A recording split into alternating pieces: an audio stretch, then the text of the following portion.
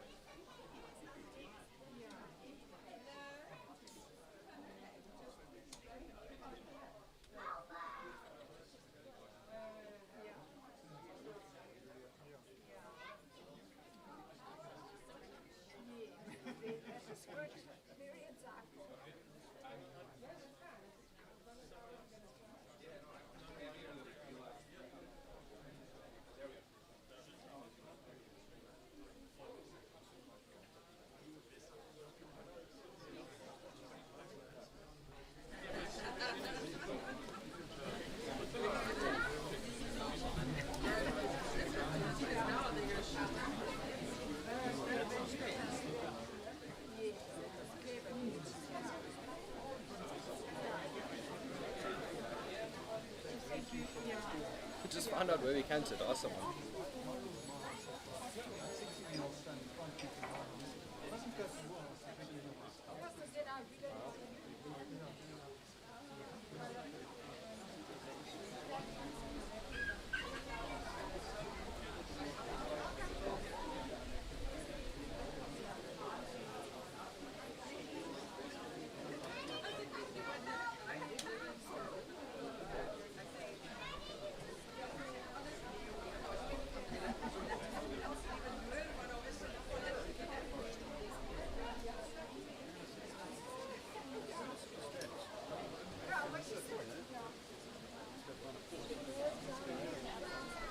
What about down at the end there?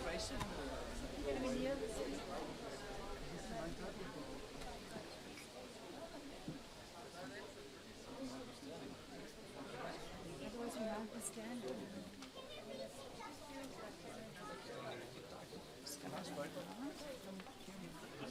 He was slim then, huh?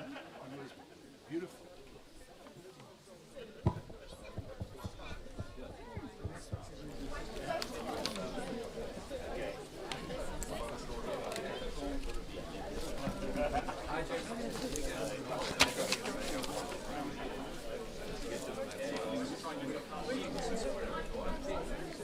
Good afternoon. Good afternoon.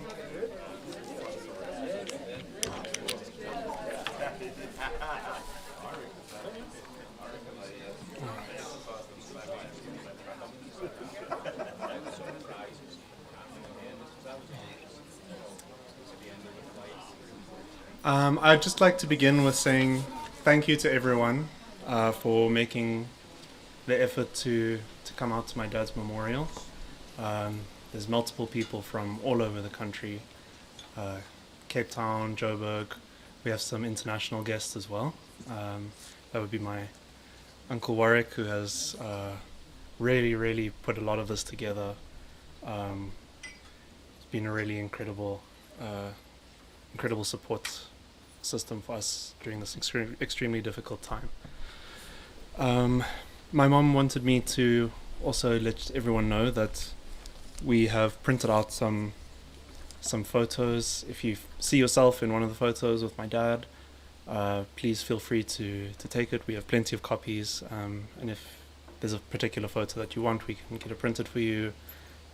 Just feel free to take anything that you like of his from the photos here. I don't think I need to tell anyone here how my dad was a fantastic lawyer or a loyal friend. I think everyone who is here knows that, and that's how you know him.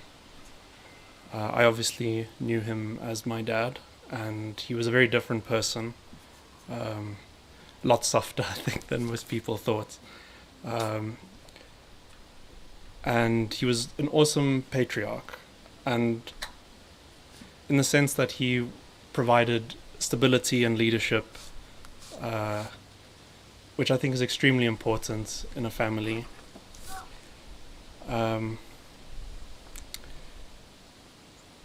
He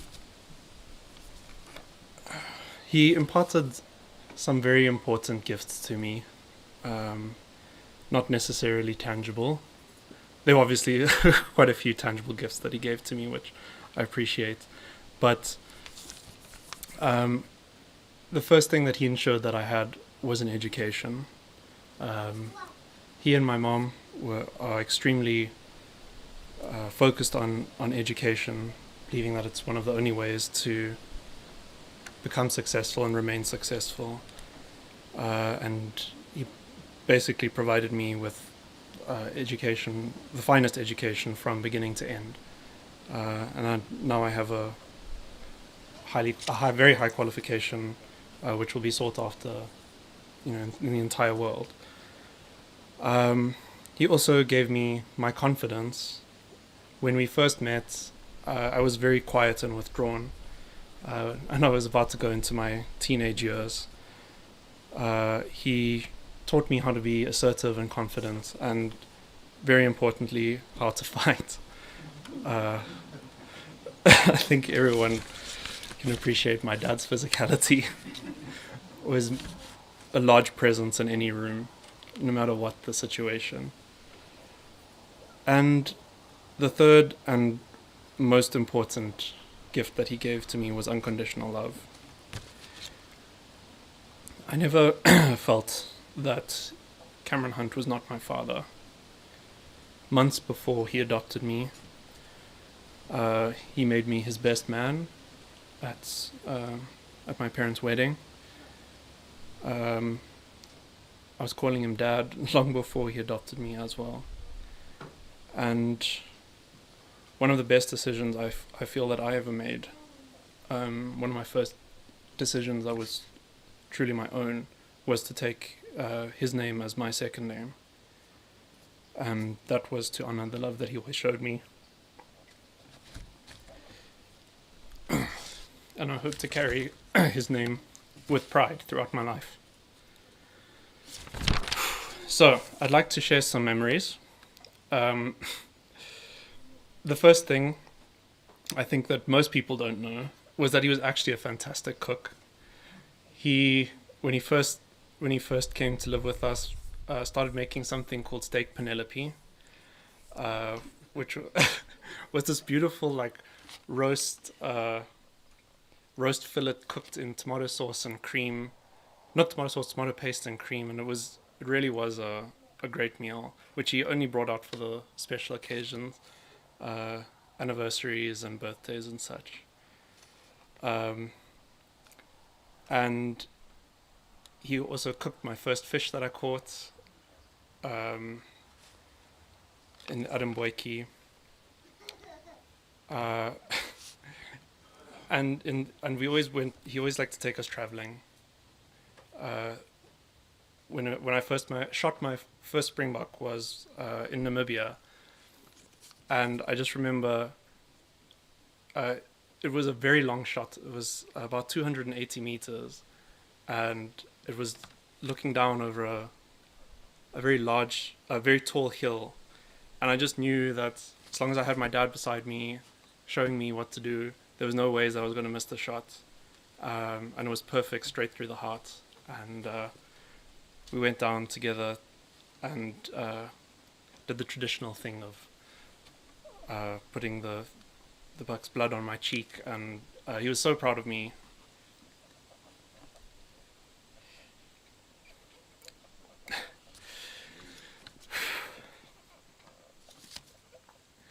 The one time we went to the UK, and he genuinely loves the UK, except I think after this trip he will have forever hated Wales.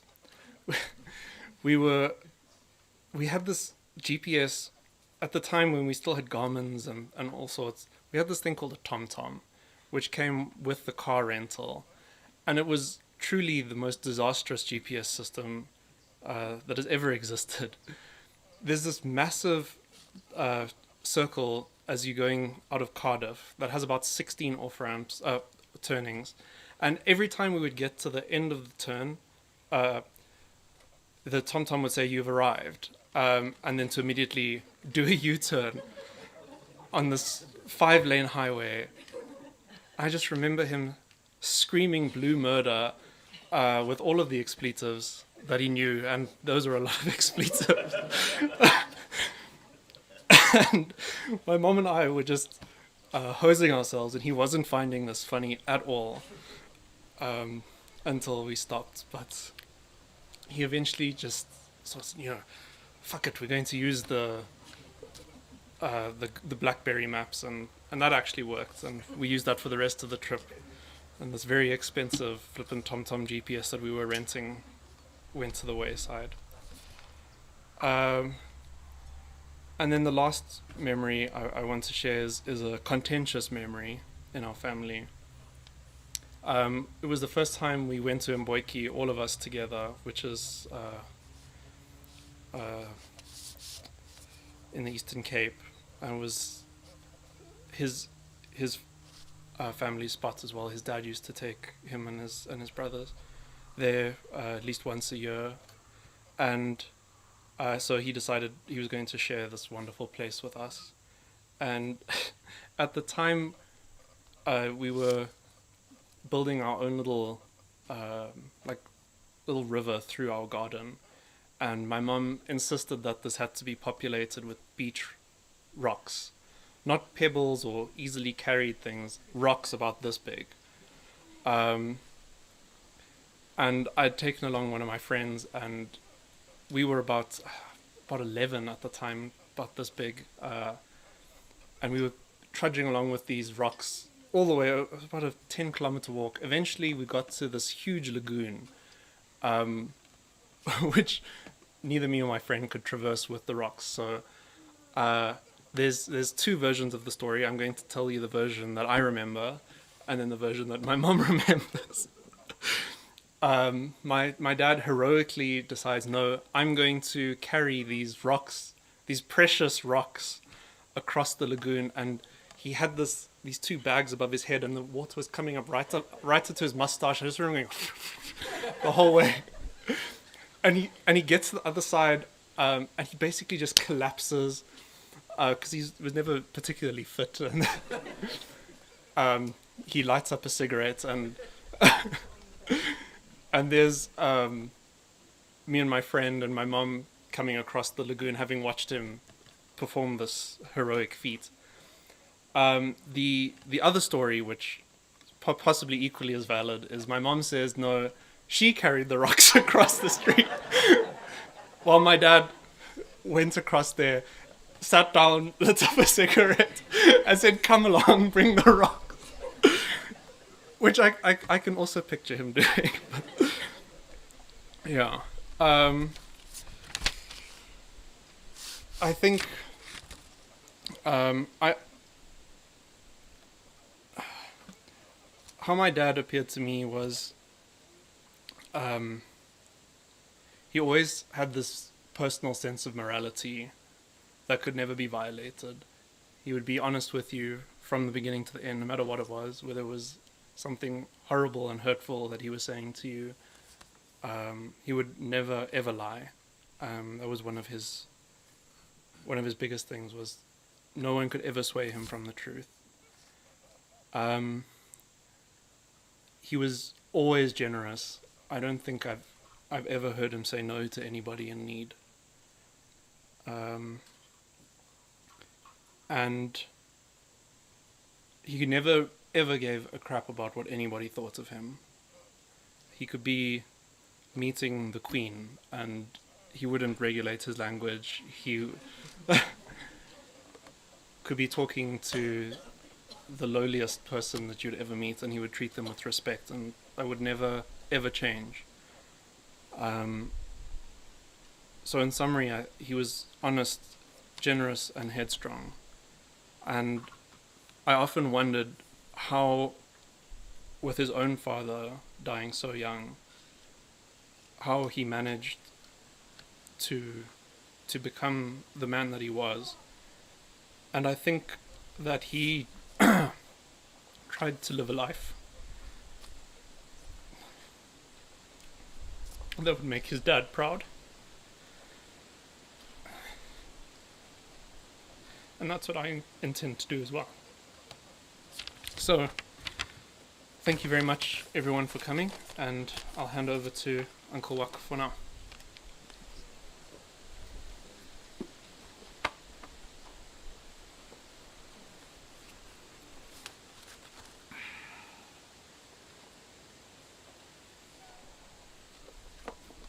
Forgot my whiskey.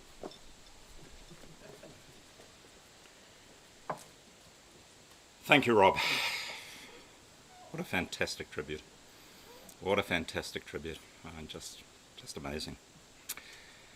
Good afternoon all, and I got to tell you, it is just marvellous to see everybody here. All of you are here because you meant a great deal to Cameron. And you're here basically at a time when, despite the huge sadness we all feel, the devastation we feel, we're here to celebrate Cameron's life. I want to say a particular welcome also to those who are joining us online. We have people all the way from New Zealand in the east through to Australia, to Dubai, other places in South Africa, London, other parts of the UK, New York, Columbus, Ohio, can you believe? Didn't think anyone would guess that. And also Kansas City. So, good morning, good afternoon, and good evening to everybody. I could speak about Cam for hours, and no doubt enjoying exactly the kind of spit braai that Cam would absolutely have loved himself. We'll all do that later on today. But I want to focus my time on happy memories, on the things that made life really special. The places, the activities, the families, the animals. Cam loved animals. You know, his love of dogs was absolutely legend. Have a look at these pictures of Cam around here. How many of them actually have a dog featuring somewhere within the pictures? There are many people here, and no doubt some of you will speak about Cam the brilliant lawyer, about Cam the father, Cam the husband. I'm going to talk about Cam, my brother.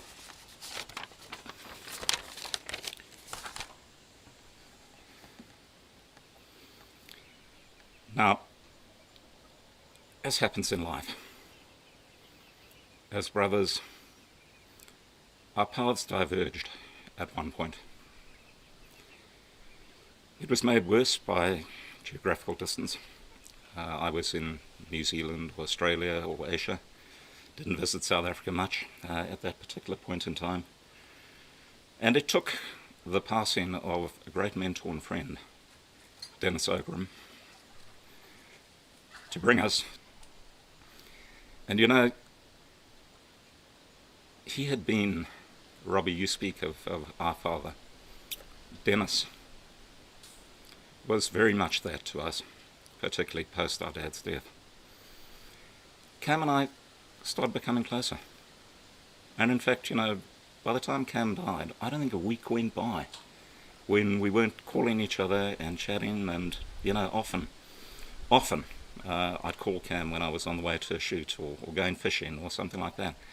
And the amazing thing was, he lived these experiences. You know, he was there, he felt it, and, you know, I felt that he was actually there at the same time. It was extraordinary, and, you know, so very, very strong. And possibly my fondest memory of Cam came around his 60th birthday.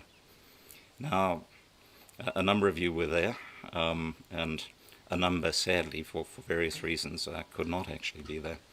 But this happened at a place called Stockbridge in Hampshire. And you know, for those who hunt and fish and shoot amongst you, at least half the joy in these experiences is actually the anticipation. And I can remember with Cam, we planned this for probably 2 years in terms of getting to that point. Happily, at that point in time, COVID was either still in a test tube or in a bat, whichever theory you actually believe. But, you know, we finally all got there together. And it was a joyous time. I mean, it really was. It was a time of great companionship, huge laughter, tremendous enjoyment, and also a time of some unreasonably good fishing and hunting. And it was on that trip that the picture that you see on the front of the program of a 10-pound brown trout was actually taken. Now, I know a number of you are fly fishermen, and unashamedly I'm going to talk about that occasion because it was Cam at his very, very happiest. So we planned this very, very carefully, as I said. We'd actually got ourselves onto one of the most famous bits of trout stream in the world, the River Test, on the Bossington Beat. As Callum knows, because he and I have actually fished that particular bit of water, there's a big pool on this beat, which is imaginatively called the Willow Pool. And in that pool lie the biggest and the smartest brown trout in the entire test. But being big, they're smart. They don't get that big by being stupid. And there's a problem in that pool, in that you always get what is called in fishing drag. And that means your fly moves in an unnatural way. And with a fish that big and smart, you get drag, you're done. You might as well go away. So I said to Cam when we got there, he had these thigh waders on. I said to him, we're going to have to wade here, Cam. And the second I said that, he got this suspicious look on his face. And I said to him, no, seriously, you are. Now, his suspicion was well-founded, because from the time that Tris, my younger brother, and I were about 10 years of age, we'd made an art form of getting Cam to fall in every river we could on about 5 different continents. And for once, I wasn't seeking to cause trouble and see Cam go into the water. And we moved out. The water went over the top of his waders. The air turned blue in the, shall we say, the vernacular. And I just said to him, Cam, just focus on the fish, mate. And he looked up, and we could see, lying against the opposite bank, where the current was quite strong, there were 3 or 4 really, really seriously big trout. He cast perfectly. Fly went right over the biggest fish, came up, grabbed it. Oh my goodness me, the fight was on. I mean, that fish took about half an hour to land. That fish basically moved up and down that pool. That pool is about 30 feet deep at its deepest point. Cam could, and by right should, probably have lost that fish 10 times. But it was meant to be. And as it got closer, and the water in the test is really, really clear, I could see this fish. I could see it was a wild brown trout. Quite a lot of stocked fish in the test. This is a wild fish. And I could see it had, it was a short fish. But let's just say they're pretty stocky fish. And you can see that in the picture. And when we eventually got it into the net, as I lifted the net, I thought the net was going to break. And one thought went through my mind at the time. I thought Cam and that trout had obviously been going to the same gym all their lives. What was so touching? Cam's soaking wet. It's an early October morning in the UK, cold as hell. And he got out of the river. He took off his waders. We took that picture that you can now see. And then he went back into the water, and he revived that fish.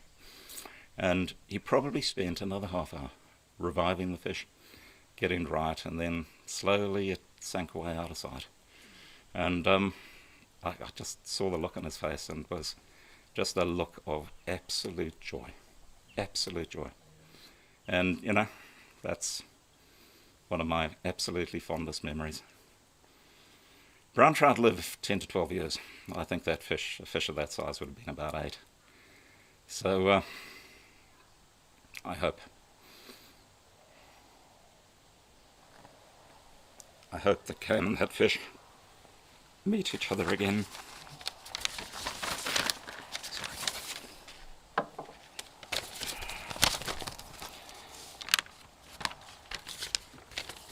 I'm going to read out something from our 2 daughters, Ashley and Saxon, which I think epitomizes Cam really well.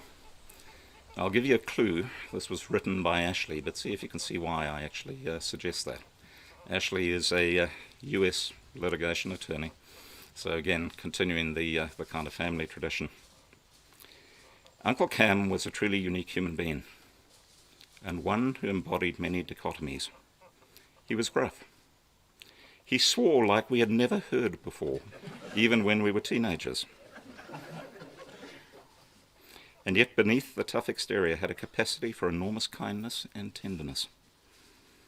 We will always cherish our annual trips to grasslands, where he would tell hilarious story after story in the most Cam way. He was also the consummate advocate for us, freely giving advice on any topic. For instance, and this was news to me, boyfriend troubles, in brackets, Saxon, to career decisions, in brackets, Ashley. We will miss him so very much. You can see why I suggested it was Ashley who'd actually written that. Now, although Cam loved his hunting and fishing, it was really the social side that he loved more than anything else. And, I remember that night in Stockbridge. It was his 60th birthday. That night in Stockbridge, the number of toasts that were drunk to that brown trout, I'll tell you what, it was just amazing. The way Cam regaled people with the story, the way in which he lived it again, the friendships that he'd make. I mean, he'd walk into a pub in the UK. He wouldn't know a soul. And at the end of the evening, and this is an attribute that Jethro, his son, absolutely has, right down to giving free haircuts for anyone if they're keen to hear any of that. And, Cam would talk of exotic places, wonderful fish. He read so widely, that he had an ability to talk about just about anything. And he'd do it with an authority that was just absolutely natural. I had a lot of fun introducing Cam to a lot of my colleagues and friends. And Cam clicked immediately with New Zealanders. He'd generally fight with Australians. We all know who'd win those. Arab communities, Cam related to just like that. I mean, it was absolutely incredible. Because in those communities, they call a spade, and they're not politically correct at all. But the thing that used to amuse me the most was seeing Cam meet some of the sometimes rather prissy and pompous individuals from the professional service environment in London. And here you would have Cam, utilising language that they'd probably last heard at public school at Eton when they'd actually been there. And then the bit that was the funniest of the lot, because he was so non-PC, and the Brits are hugely PC, you just see them kind of recoil in horror and say, did he say that? And a favourite topic of Cam's, as I'm sure many know, was the standard of governance in the new South Africa. And he would get onto that. And these Brits would kind of look at me and say, who is this guy? I say, oh, this is my older brother Cameron. And they'd say, oh, really?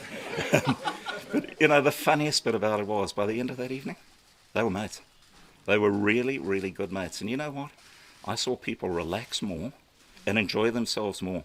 And Corinne and Coral, you've seen it. You've seen the kind of people that, who were so uptight, probably hadn't had an enjoyable day, certainly in their recent lives. One evening with Cam and all of that changed. Absolutely fantastic.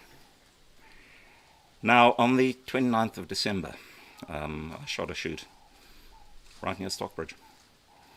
And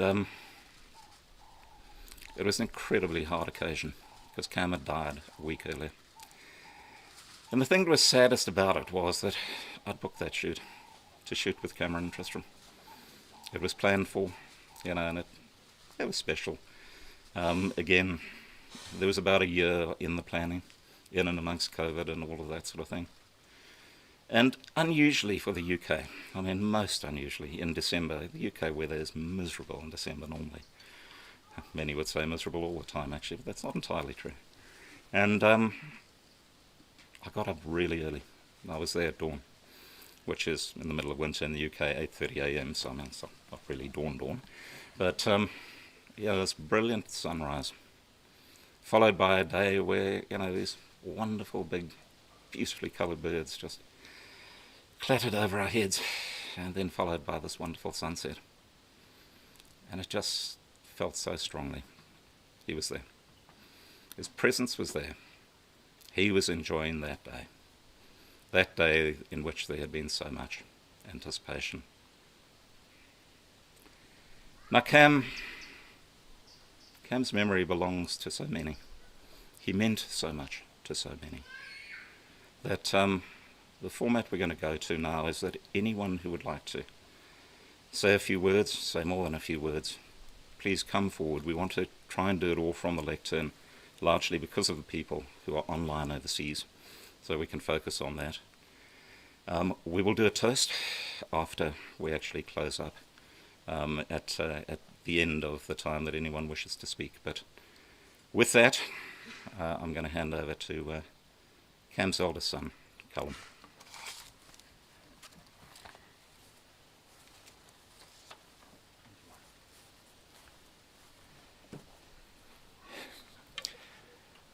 Hi everyone.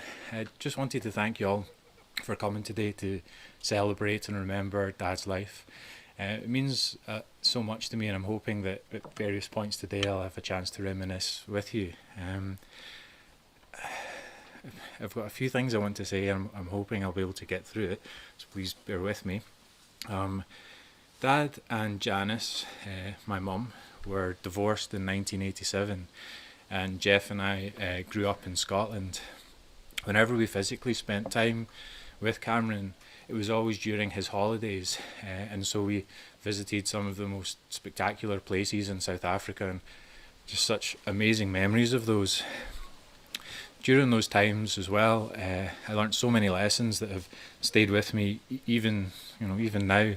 I learned to fly fish in Camberg, which is less than an hour's drive away from here.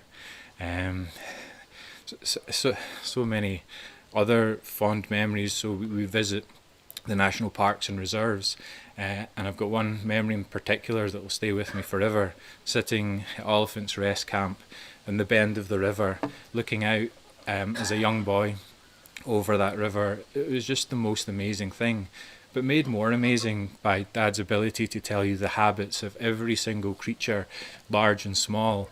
It really was absolutely incredible. There are other lessons that have only now sort of borne fruit.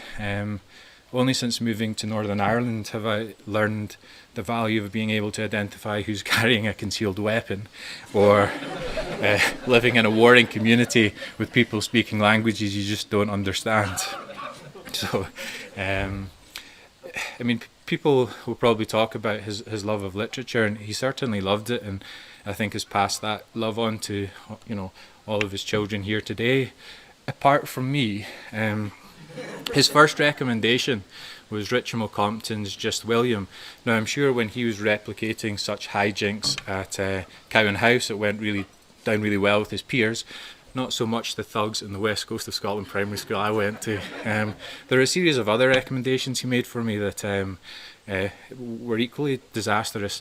The last one I can remember accepting from him was a trip to India, and he had recommended reading some of Jim Corbett's work, which I thought is a good idea, until I lay terrified in a tent in Rathbone National Park, terrified a tiger was going to come into my tent.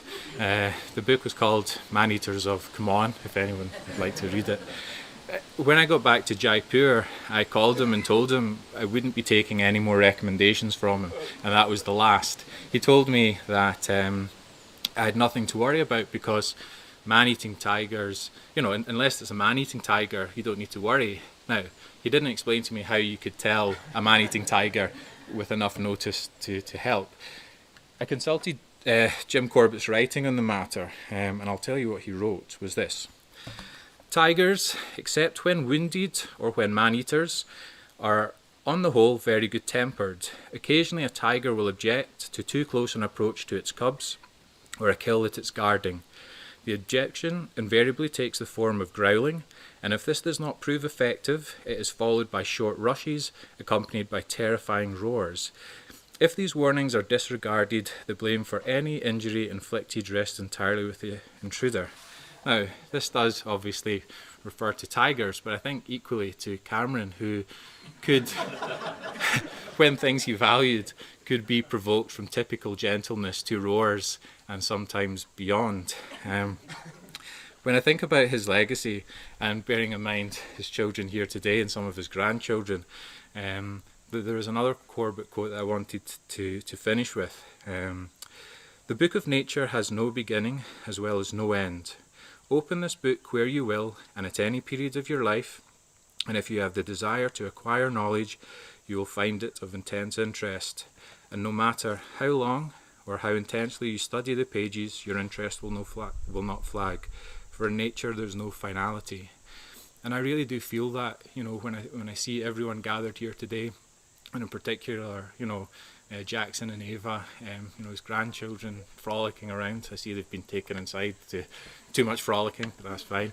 But I really do think that is a fantastic legacy, and thank you so much, everybody, for coming today. I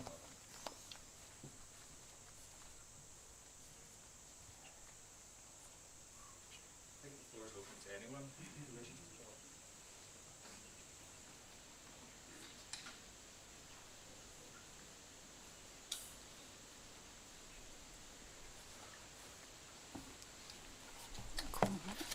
So I think I am known to most of you. Probably I was a little bit smaller the last time some of you saw me, but I'm Xanthi, Cameron's youngest daughter.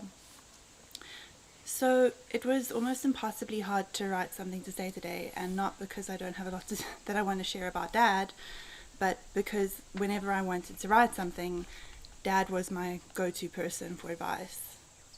In fact, while most of you will know Cameron on the page from his pretty indestructible legal drafting, he's also the invisible hand behind an array of news articles, stories, and other written products under the pseudonym Xanthi Hunt. Anyway, while battling to write this without my editor-in-chief, I actually began to see that writing, for me at least, is a really useful motif for capturing something about Dad. Dad, as has already been mentioned, was a really captivating storyteller, a master of the spoken word, and an incisive editor.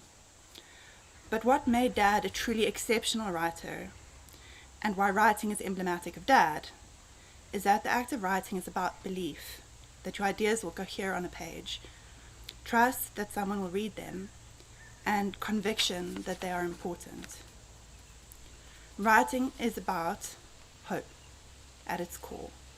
And although he would never admit it in the light of day, Dad was an incorrigible optimist. He had a childlike capacity for joy in the small things, and a sage's ability to see that in the greater scheme of things, the small things are all there really is. I miss my dad in a way which aches, and all I really want to do is see him again. But the signature voice, the specificity, the flourishes of charming profanity, they live on in my head, and for that I am truly grateful.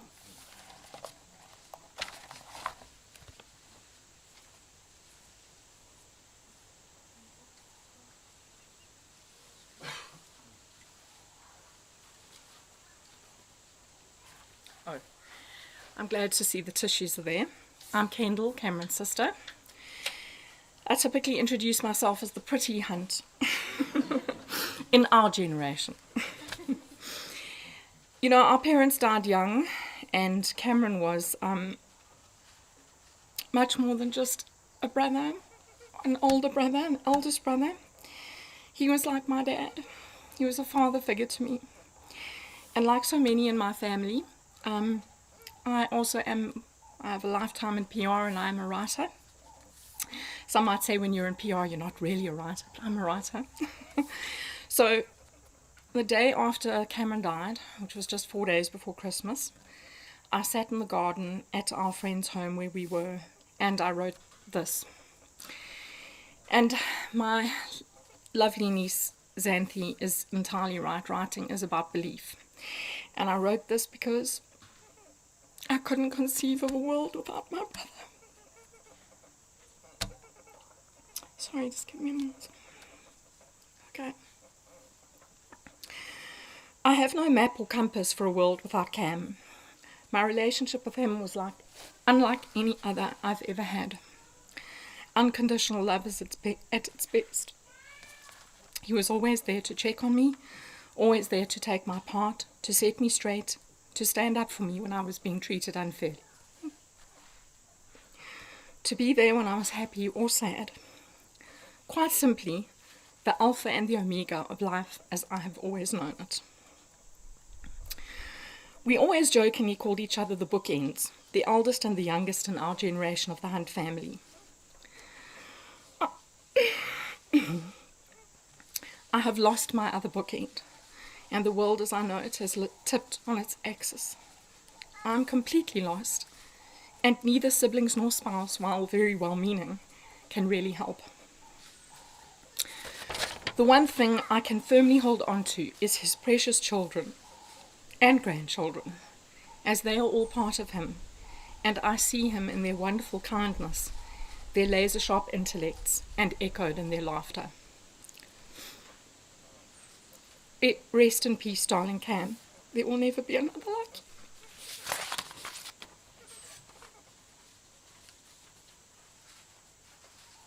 you.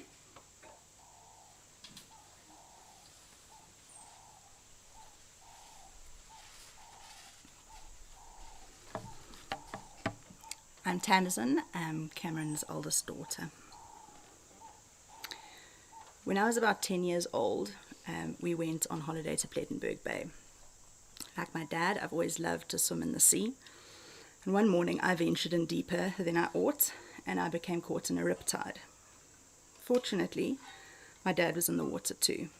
and with no regard for his own safety, he powered across the current and he managed to pull me out and onto the shore. It wasn't the first, and it wouldn't be the last time my dad stepped in to help me when I was metaphorically drowning. He was always there to help, and he did so without judgment or any expectation of reciprocation. So many people have reached out to us after his death and offered up their stories of how my dad has helped them, professionally or otherwise. He was kind, he was generous, and he took responsibility for everyone in his orbit.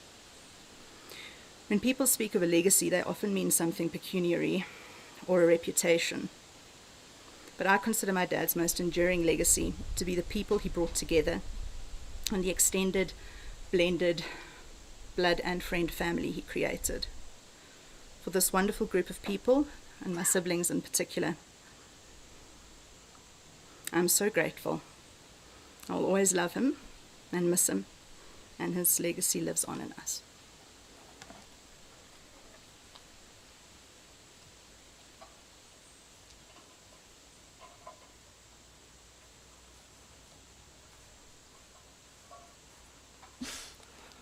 How we doing, everyone? I'm Jethro, the second son, and as you can hear, the other one from Scotland. My siblings have very well, and Warwick have very well covered a lot of Cameron's prime qualities. There's possibly just a few kind of memories I'd like to share.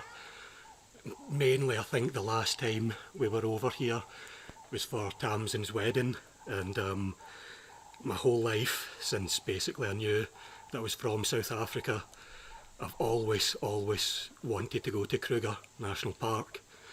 And this Cameron made come true for me. You know, this dream I've had since I was a small boy, it made come true. And not only that, it was also on my birthday. You know, the things I remember about mostly are generally to do with his literary knowledge, and also his humour. You know, I mean, it was the first time really that I'd met somebody else that could swear like me, with the effectiveness.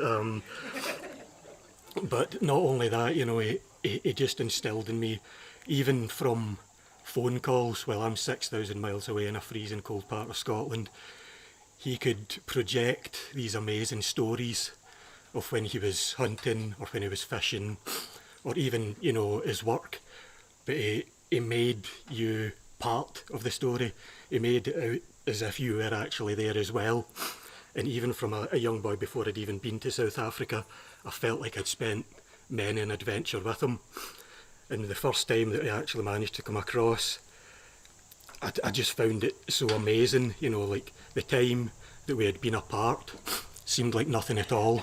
We just, you know, he enveloped us just straight away, and he set you at ease, and he made you comfortable, and he made you laugh. And for that, again, I'm eternally grateful, as well as instilling a love of the natural world. I think that was one of the main things in his life. You know, he absolutely loved and respected animals, and he's passed that on, I think, to all of his children. And, you know, again, I'm just eternally grateful for that very fact. I'm always going to love him, and I'm always going to have great memories, and he's always going to be close to my heart.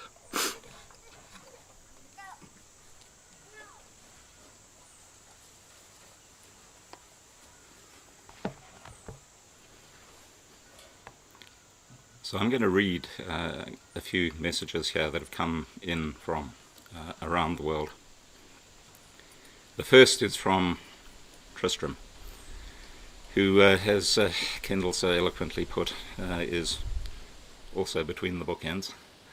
And Tris is in Kansas City at the moment, and he sent the following message. Cam was our oldest brother, a role model, mostly, and friend. He had all the attributes you could wish in a person.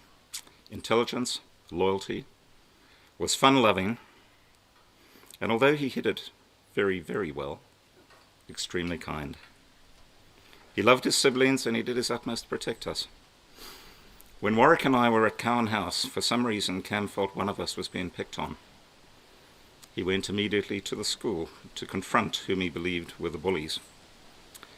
Not soon thereafter, you know what happens here, Sven, don't you? Our mother got a call from the headmaster. He asked her to please come and pick up Cam. The headmaster told our mother that Cam, having failed to find the bullies, was on the school grounds karate kicking trees in frustration. These behaviours started early. You're all hearing others pay tribute to what a good advocate Cam was. All of that is true. He stood up for his clients just as they were friends and family. When I, Chris, became a trial lawyer in the United States, Cam and I had a long discussion about what it is that makes a good lawyer. Cam was emphatic. The best advocates understood and used the rules of procedure effectively. I have found this to be true. As you know, Cam loved the outdoors, particularly hunting and fishing. The last time we had a lengthy conversation was late last year after he had returned from the Combricks farm in Pongola after a couple of days of hunting. And as with Penny, he also loved his dogs. All plus or minus 8 of them. Is that plus or minus, Pen? it's minus, okay. In 1995, Cam, Warwick and I were trout fishing on the Rorix farm in East Griqualand. Again, a very, very well-known piece of water. Cam was fishing with the one dog that he never got on with. It was a spaniel, I believe, by the name of Macduff. And Cam had hooked and was landing a large trout. And Macduff, for reasons known only to him, started barking and running round in the water, round and round and round. And of course, you know what happens when you've got a loose line lying around, and a dog runs round and round and round. The inevitable happened. And Macduff joined Tristram, Callum and I in ensuring Cameron got another ducking in water. I think Macduff was given away a couple of days after that, but I'm not absolutely certain. Cam loved reading, and I think did all his life. He loved westerns, and we hoped to travel with Penny and he to Colorado and Wyoming. He could name more Native American tribes than anyone I've ever met. Sadly, we never got to travel together to the west. But in 2020, Tina and I had to drive from Missouri to California. It's a 3-day drive. Shortly before the trip, we established a satellite link, and periodically Cam would text and ask how a particular location or vista was, like Great Salt Lake in Utah or Lake Tahoe in Nevada. He was literally tracking us and was definitely with us in spirit. My siblings are my best friends, but due to geography we've lived most of our lives apart. In 2016, Cam and I were on the Isle of Harris in the Outer Hebrides. After breakfast one morning, I was chatting with Cam outside his cottage. As Callum can attest, there is a miserable insect in that part of the world called a biting midge, I think it is. Cam was undeterred by the midges and took his time smoking. The conversation had turned to what a pity it was we'd seen so little of each other. And yet, while neither of us were religious, Cam stated we would hunt and fish in the afterlife. He stated it so sincerely and matter-of-factly, I believe him. So Cam, till we all fish and hunt together again, tight lines, and please do practice your fly casting. I love you, brother. We will hear your life again.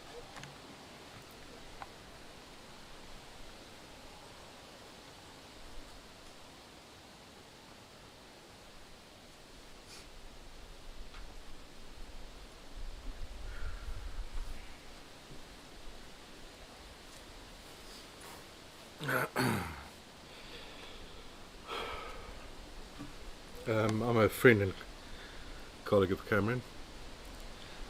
There's a bit of history between the Combricks and the Hunts, and it's all related to the bar.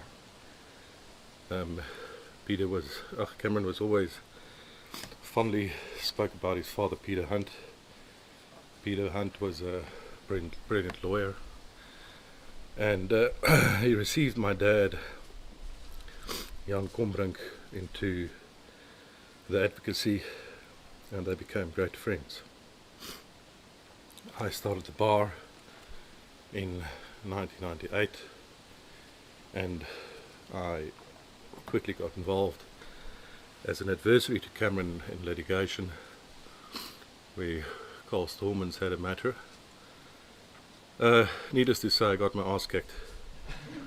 But immediately in that litigation, there was a connection between me and Cam. One of it was his brutal honesty, and the other was the fact that he never played the man. He always played the ball. To the family, I'm sorry for your loss. For me, I've lost a brother and a friend. I'm going to miss the pepper steak pies and sausage rolls that he used to throw on our table every morning that Christy and Stefan enjoyed whilst working on various matters. I'm going to miss him boasting about all of his children as if they were rock stars. I'm going to miss his brilliant legal mind, his command of the English language. I'm going to miss his wit in court and his crisp and clear addresses and argument. I'm going to miss his smoke breaks out of court, outside court, where I would say to him, Cam, it's time to go, the judges are waiting, and he would say to me, fuck them, they can wait. I'm going to miss him teaching me how to fly fish. I'm going to miss him teaching me how to wing shoot. He always said to me, he said, Lawrence, you're an unrefined Dutchman, a Boursian, and I'm going to teach you the finer things in life, and that is to drink whiskey, to fly fish, and to wing shoot. Well, I stuck with my tequila. I apologize, Cameron. I did learn how to wing shoot, and I will surely do so further under the guidance of Carl.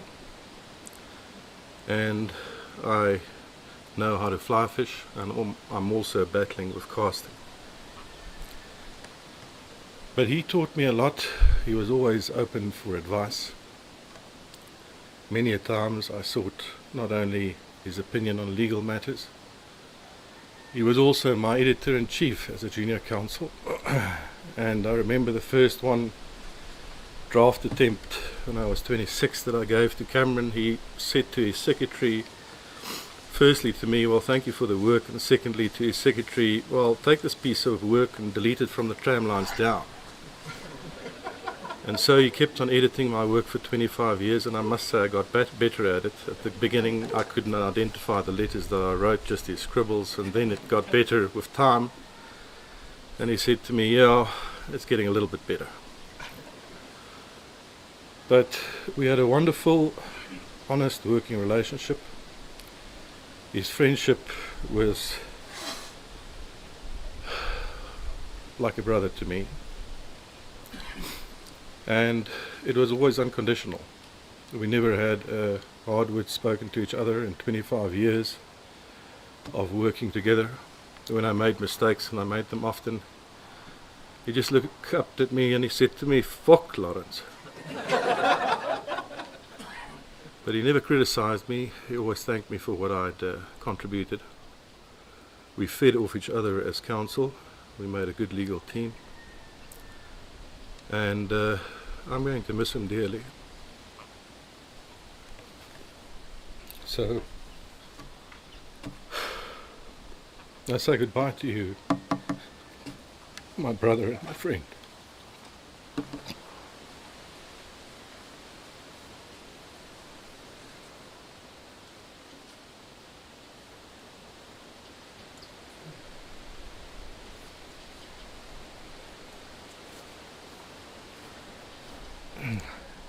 Good afternoon.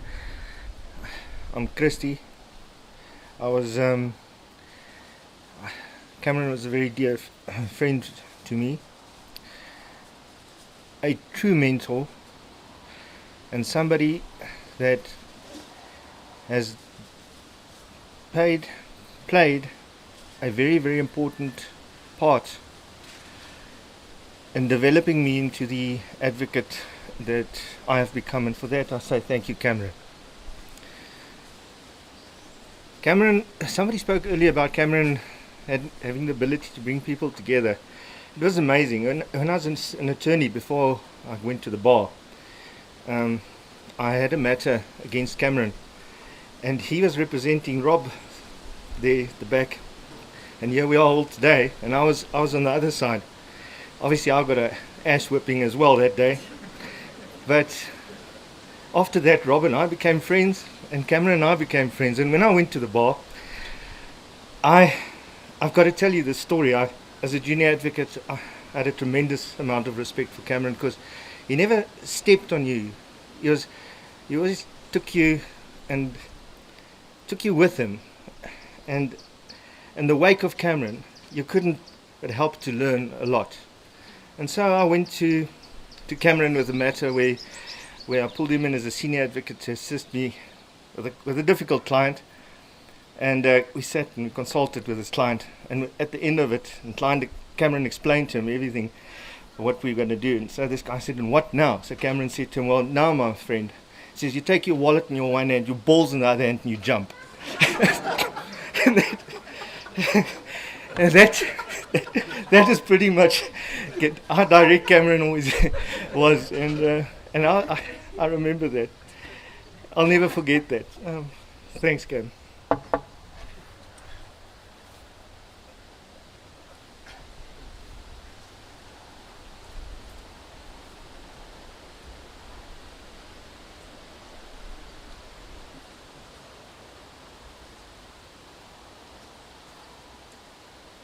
Good afternoon, friends and family. You know, I had the strength when I was sitting up there, and I thought I could give you talk about Cameron and express to you my relationship, or explain my relationship with him. But standing up here, I find it very emotional, because it's tough to actually explain and express the love and the bond that you have for somebody of such a high caliber as Cameron Hunt, really. I met Cameron when I was a fairly young attorney, and I have a lot to thank Penny Hunt for, because we had a matter some years ago when I represented a female who was very distraught. Her husband wanted to take this little baby away, and I had a junior counsel involved in that matter. And she said to me that her opponent was a very dynamic and vociferous and arrogant young man. Unfortunately, she met Penny. And Penny said, listen, you don't worry about anything. We'll get Cameron involved in the matter. So she gave me a call and she said to me, listen, we'll get senior counsel involved in the matter, Cameron Hunt. So I said, yeah, go ahead, let's do that. And the very next morning I drove from Ladysmith, and I drove to court, and here was Cameron. And I was immediately in awe with this man, you know. And as a young attorney, you look up at the senior counsel and you think, wow. I still struggle, and I always told Penny that whenever I spoke to Cameron, I was tongue-tied. Because as my colleague said, he had a good command of the English language. And for us as youngsters, it was like, you got to watch what you say. So I loved him and I respected him for everything that he was. And I must tell you that he stood in court before the judge, and I remember him saying these words. These people, they come from north of the Vaal, and they have the temerity to bring this type of application before this court. And I thought to myself, wow. And I had my opponents there, because they came from the Transvaal. And they sat in my office and said, we know the Child Care Act and the Children's Act backwards and forwards. And I said, listen, the damage you're doing to these kids now, you're going to see it later. And they didn't want to listen to me. But it was Cameron who taught them the lesson. And ever since then, my relationship with Cameron and Penny was like family, really. So Cameron was a mentor to me. He was like a father figure. And apart from just legal work, he was also a very good friend. He advised me in personal matters, and he advised me professionally.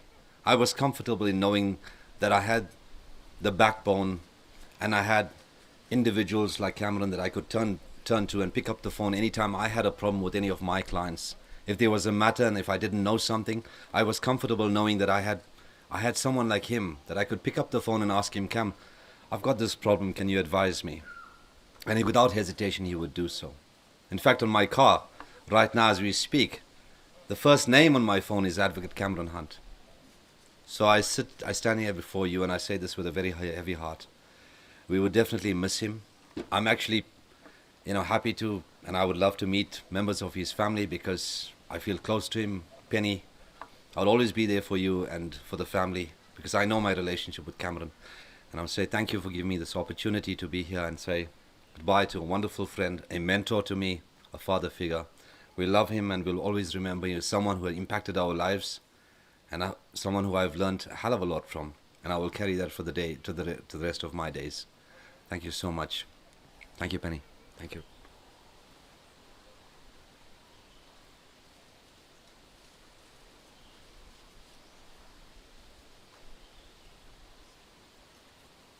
Few more messages to read out.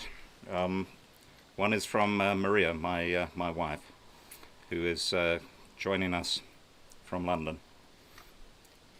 My fond and most enduring memories of Cameron were during his 60th birthday celebrations. He was so unbelievably happy to be at Stockbridge and to be with his family. He had a constant smile on his face and was cracking up with laughter as he joked with his brothers and sister. He absolutely exuded happiness and contentment. The love of his family was clear to see. We know that love is still there, and we still miss him.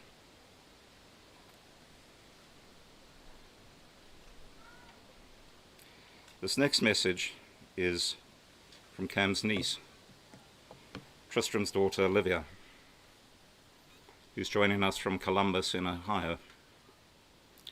I've honestly had the most difficult time writing this. I kept thinking, how do I honor someone as amazing as Uncle Cam? So instead of writing from the head, I'll write from the heart.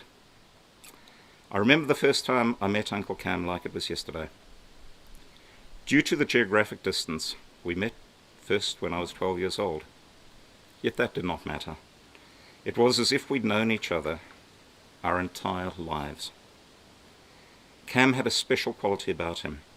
He made those he loved and cared for feel seen, heard, and understood. He could calm me down or make me feel better when nobody else could. His laugh was contagious, his wisdom infinite, and his strength was to be admired. I will forever be saddened by his loss, but remain thankful to have had the opportunity to call him my uncle. And the final message that I have is from Sharon. Sharon and Tris were married for 20 years, and Sharon came to know Cam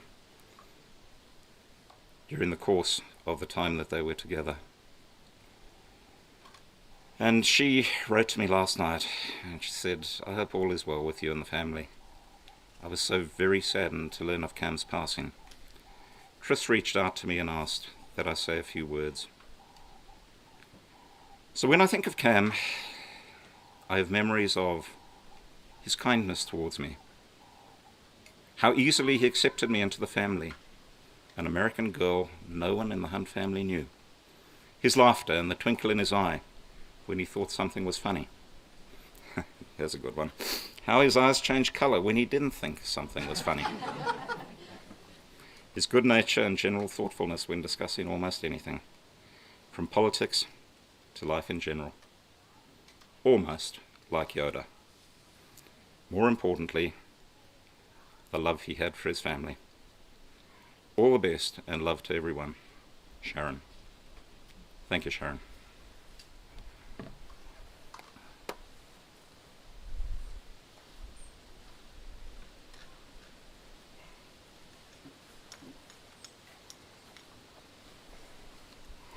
Hi everyone. I'm sure we all have varying tales of Cameron. I'm just a bit concerned about the sort of friendship that I had with Cameron. When he needed to take refuge from the law, I'm the first person he phoned. So it started there. Then on another occasion when Cameron and Carl needed some contraband medication recently, they decided to visit me. So I'm probably his dodgy friend, eh? But we shared a love for fishing and shooting, as a lot of you guys do. And I was fortunate, Carl and Cameron came to see me a couple of months ago, and we probably spent 4 hours sitting on the back of a tailgate in the parking lot solving life's mysteries. So Warwick, I have a sort of history of keeping people longer than they should be, eh? But just another, I use Cameron occasionally for legal issues, and what really crystallizes the man that he was for me is we had an issue. I said, Cam, I know you're my friend, we're paying the money, this is on the book, I need your advice. So we took the matter to Cameron, and he said, we discussed our problem, and he said, this is a cakewalk, we can eat these people. But he said, the only thing you have to weigh up is you have to be these folks' neighbors for the next 30 years. Is it worth the trouble you're going to cause? And we said, thank you very much, sir. We paid our bill and left. But that's the kind of man he was. He said, we can win this, but possibly you don't want to win it. Anyways, those are my 3 short stories. Thanks, guys.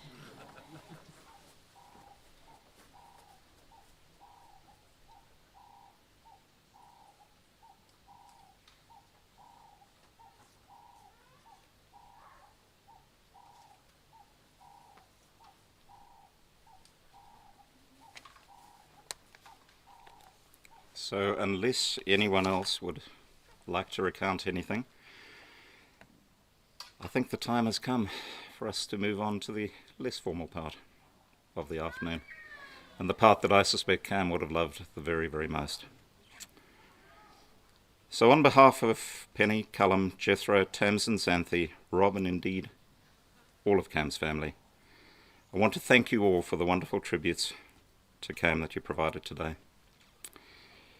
These were absolutely fitting. They were delivered with absolute authenticity and with a courage that I know that he would have loved.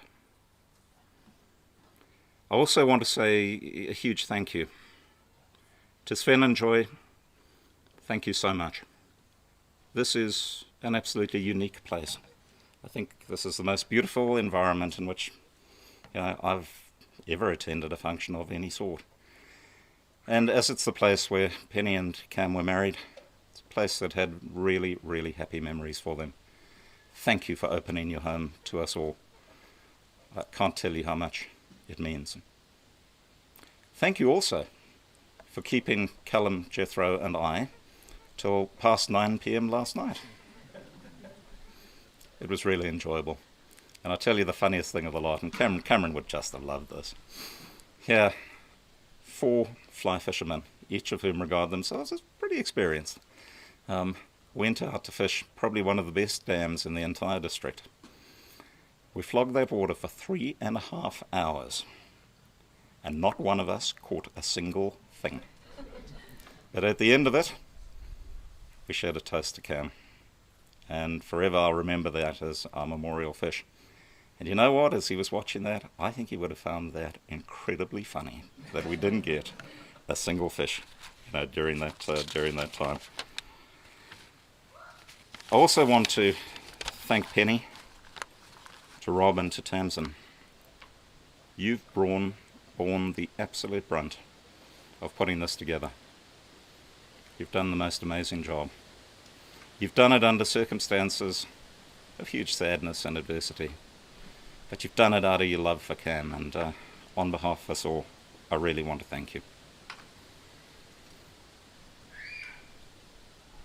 Now, we thought we'd end with one little piece of formality. On your program, there is a poem.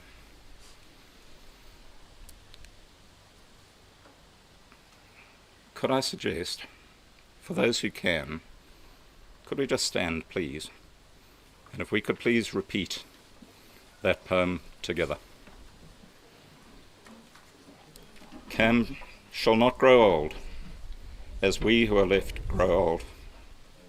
Age shall not weary him, nor the passing of the years condemn.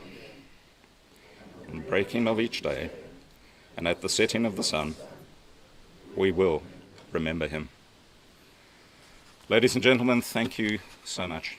Let's proceed now to remembering Cam in the way he would have loved the most. Thank you.